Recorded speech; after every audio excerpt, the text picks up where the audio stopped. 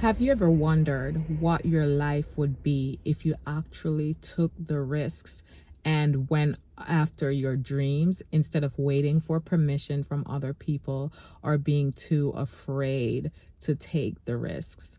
Listen, I'll be the first one to say taking a risk is scary sometimes.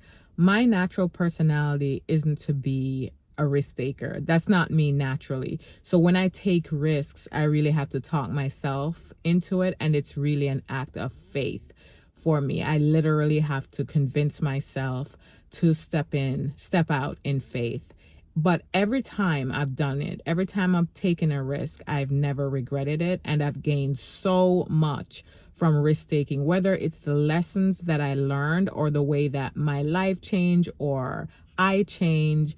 Risk taking, smart risk taking is worth it. A lot of us go through life by like a safe standard, right? And for many reasons, we don't take risks. And I'm not saying to jump in the deep end immediately, but take calculated risks, take smart risks. In essence, don't be afraid of taking a risk because it may change your life. And I'm going to tell you a story. Many years ago, after I graduated grad school, I was interviewing for jobs in a very tough job market. I knew I wanted to work in the nonprofit area. I lived on the East Coast. At this time, I'm living in New York, to be specific. And I saw an opportunity in LA.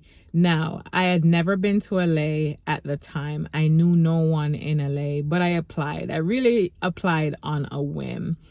And then I got a call back and they said, "We know that you live on the East Coast. How about we will do the interview by Skype?" Remember Skype? Does anyone use Skype anymore? So I went to an organization in New York City. They set me up because they were partnered with this organization. They set me up and I did the Skype interview.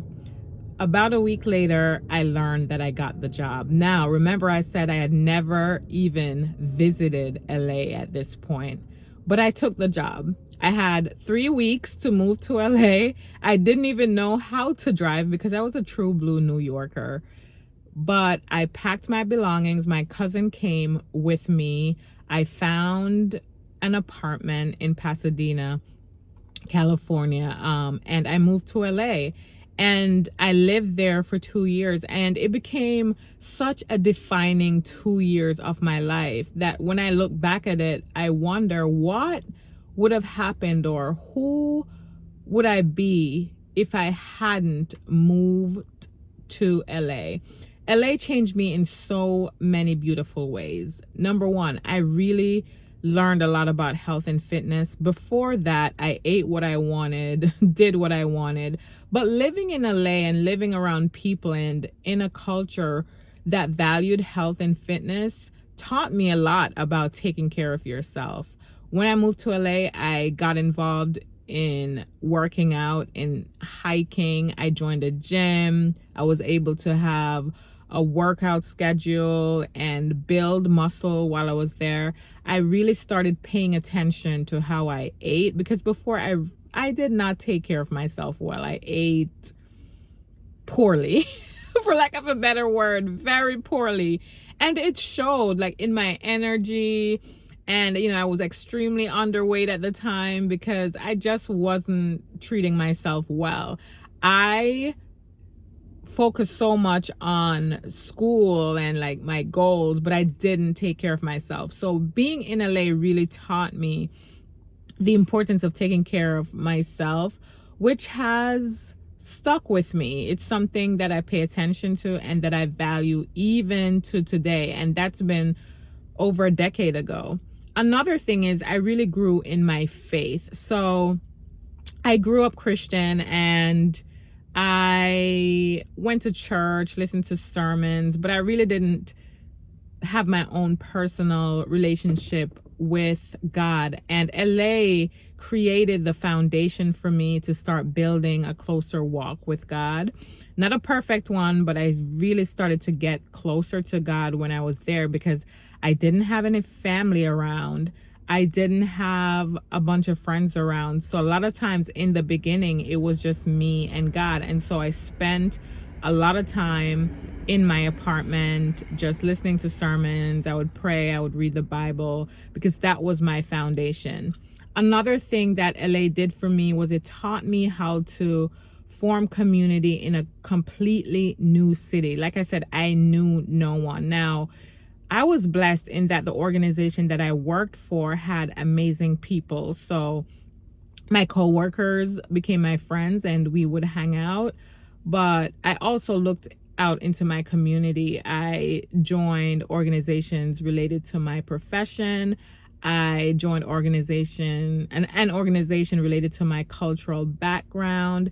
I met one of my great friends in LA in a beauty store because I was having basically a hair emergency. So it really taught. And then, of course, I joined a church and got involved. I was serving in church. And that was the first time I served in church officially. Like, growing up, I always participated in church, but I decided to officially join a ministry, which was beautiful. And I'm so glad I took that risk. And of course, more importantly, I learned to drive because I needed to drive living in LA.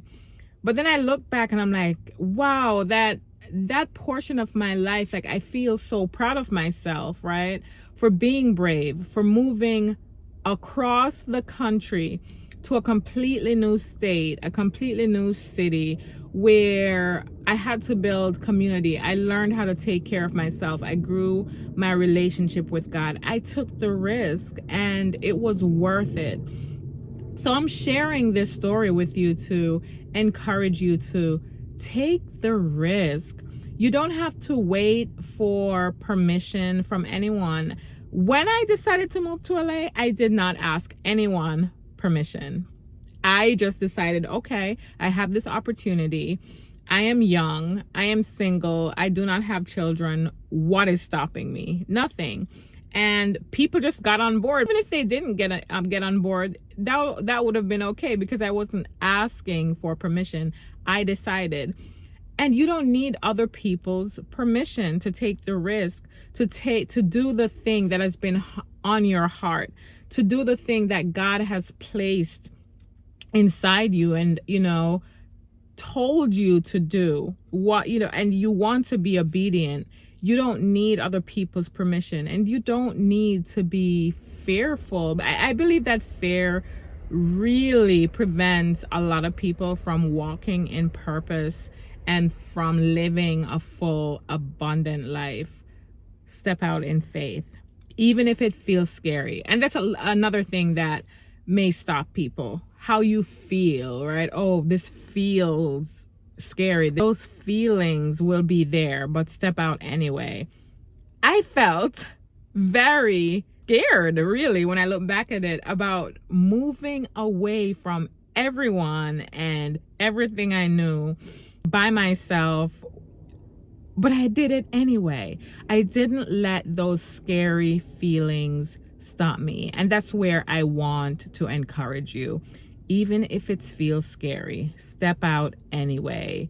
On the other side of taking that risk are so many lessons to learn, life to be lived. There's purpose to walk in. There are people to meet. There are the blessings of God waiting for you on the other side of that fear, on the other side of taking that risk. So be encouraged, and I hope this encourages you to go ahead and take the risk.